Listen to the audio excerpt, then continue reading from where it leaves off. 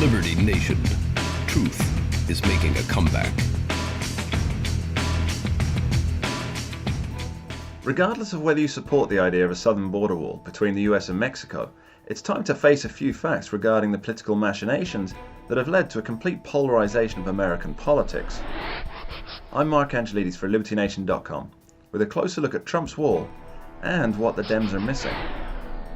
As President Trump announced that he'd reopen the government for 3 weeks, until February 15th, without having the much vaunted deal in place, Democrats celebrated a victory, and Republicans wept an apparent loss, but few seem to understand exactly what just happened.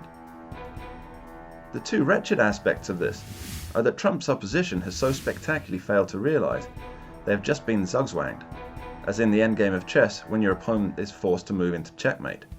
And the second aspect is that Trump supporters have accepted wholeheartedly the Democratic narrative. Pundits such as Ann Coulter, once one of the president's strongest advocates and cheerleaders, have demanded that we break ground, not promises. For those who listened to the president's speech, he made it incredibly clear that the wall would begin construction in 3 weeks, whether the Democrats were on board or not.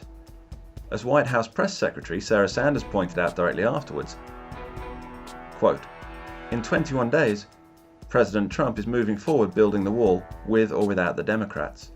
The only outstanding question is whether the Democrats want something or nothing." If this wasn't indication enough, the president himself said to reporters, quote, "We'll work with the Democrats and negotiate, and if we can't do that, then obviously we'll do the emergency, because that's what it is. It's a national emergency," end quote. And from a legal standpoint, he can do it, but it appears partisan ears are deaf. The Democrats are faced with a choice.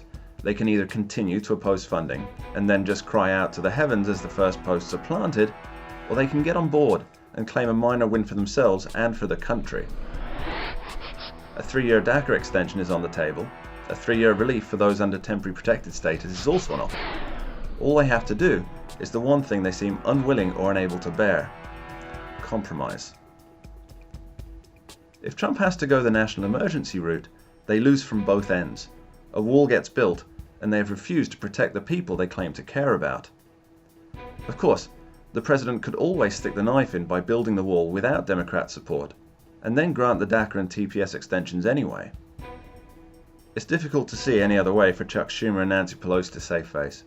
In fact, their only option other than compromise is to ramp up the rhetoric and begin trying to remove powers from the executive branch, which is a dangerous precedent that will, as with most legislation made in retaliation, turn around and bite them where the sun does not shine. We're witnessing a failure of good governance. Brinkmanship and partisan priority are the orders of the day, and this is detrimental. Trump won't back down on the building of the wall. One way or another, he is the elected president. If the Democrats want to tear the wall down when they eventually come back into power, and they will, then that's their prerogative.